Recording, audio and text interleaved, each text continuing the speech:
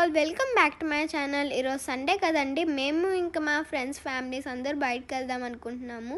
So restaurant పేరు వచ్చేసి salt restaurant అనమాట.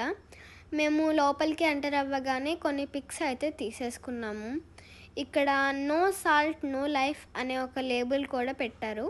మేము 11 మెంబర్స్ ఉండడం వల్ల పైన ఒక టేబుల్ అయితే తీసుకుంటున్నాము. సో ఇప్పుడు మేము పైకి వెళ్తున్నాము.